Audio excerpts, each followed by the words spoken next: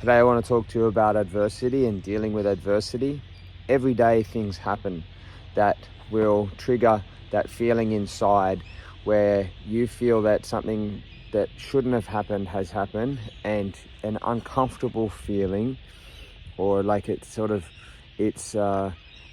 the heart rate rises.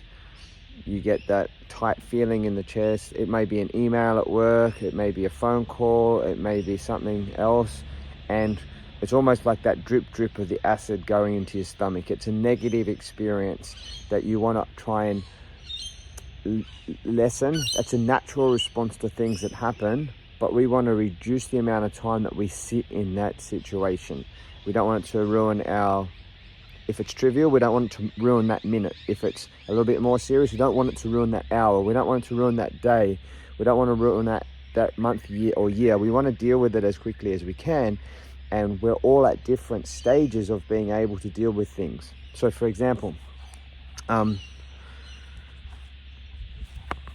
it may be a traffic light, or someone runs a red light and you just miss them, okay? It's like we could get really upset about that, or another person just automatically goes, you know what, big deal, didn't hit me, wow, that's cool.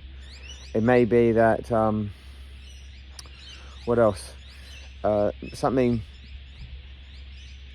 someone runs over your cat. It's like it's a bigger deal than someone going through a red light, but it's something that you care deeply about, but it's that next level. Or it may be someone, it may be something massive, like someone invades your country. Like there's a couple of wars going on at the moment, etc. All of those things are outside of our control, but what's within our control is how we deal with them. And we want to get better at spending as much time in that turmoil where the drip acid is going into our stomach. We want to be able to overcome these situations quicker and move on, because that is us being able to have that happiness and joy in the moment. So what I want to present to you, and by the way, what we want to do is start with the small things, okay? Don't start with the big things, start with the small things on a daily basis. And that's what I want to give you today, a little process. So today's a bit of a journaling experience. Have your journal close by.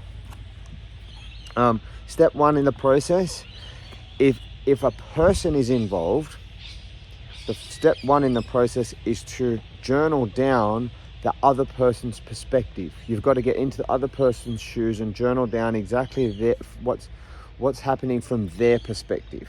If someone ran through the red light or pulled in front of you or something, then chances are that they were not thinking. I'm sure they didn't do it on purpose. You've got to give it from their perspective. The kids in the back seat were screaming at them at the top of their voice. They were running late for school.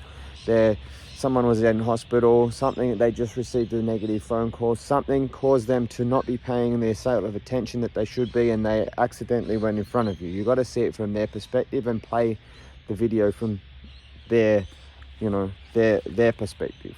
Step two, and if the person wasn't involved directly, then you may go straight to step two.